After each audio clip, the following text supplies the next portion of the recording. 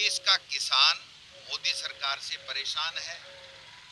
राजस्थान में जो किसानों का ऐतिहासिक जो धरना प्रदर्शन आंदोलन चल रहे हैं, इससे भारतीय जनता पार्टी बौखलाई हुई है।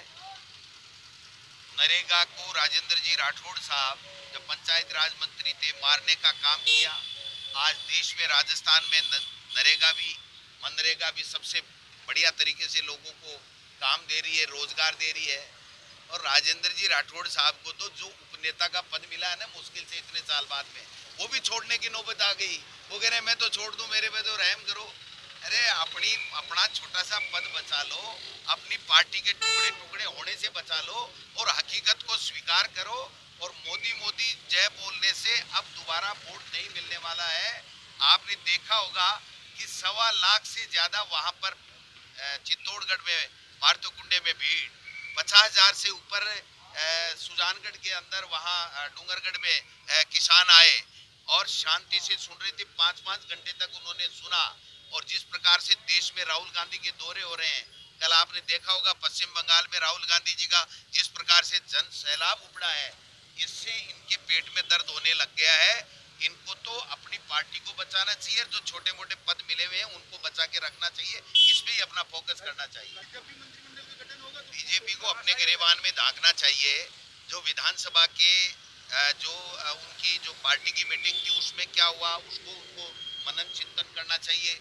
फिर हाउस में आने के बाद में जिस प्रकार से वसुंधरा जी ने किन किन नेताओं को धमकाया, वो बात के ऊपर मनन करना चाहिए कि एक बार 2 बार मुख्यमंत्री रही भी सीनियर लीडर अगर उनको कुछ कह रही है, उनको डांट रही है, तो उनको समझना चाहिए तो ये टुकड़े टुकड़े हो चुके हैं। मैं समझता हूँ ये चरमरा करके इनका जो छोटा मोटा जो मकान है वो भी ढहने वाला है। इनको अपने मकान की चिंता करनी चाहिए, अपनी पार्टी की चिंता करनी चाहिए।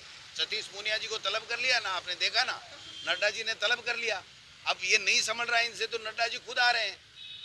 तो अपनी पार्टी की चिंता करें। कांग्रेस पार्टी एक है, एक रहेगी और दोबारा सत्ता में आएगी। नड्डा साहब का असर होगा, उनको लगता है कि कुछ स्फूर्ति मिल पाएगी बीजेपी में? अगर ये इनको छोटा मोटा समझाइश कर जाएं और ये थोड़ी बहुत इनकी टूटत कम हो जाए, तो प्रतिपक्ष की निभाने लायक ये लोग रह जाएं। आज प्रतिपक्ष की भूमिका निभाने लायक भी नहीं है, एक दूसरे में प्रतिपक्ष की भूमिका निभा रहे। जनता ने तो सरकार के कामकाज पर निगरानी करने और उसमें अगर कोई कमी है तो उसके बताने के लिए इनको मैंडेट दिया था। और ये तो अपने में ही एक दूसरे में कमियां खामियां निकालने लग गए, एक दूसरे को नीचा दिखाने लग गए।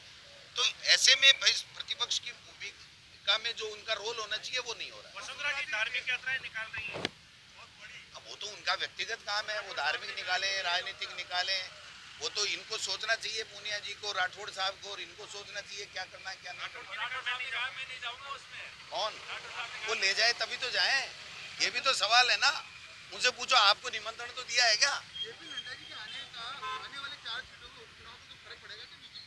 भाई नड्डा जी का पड़ेगा ना कोई मोदी जी का पड़ेगा। राजस्थान की जनता, किसान, आम आवाम जान चुका है कि भारतीय जनता पार्टी की सच्चाई क्या है।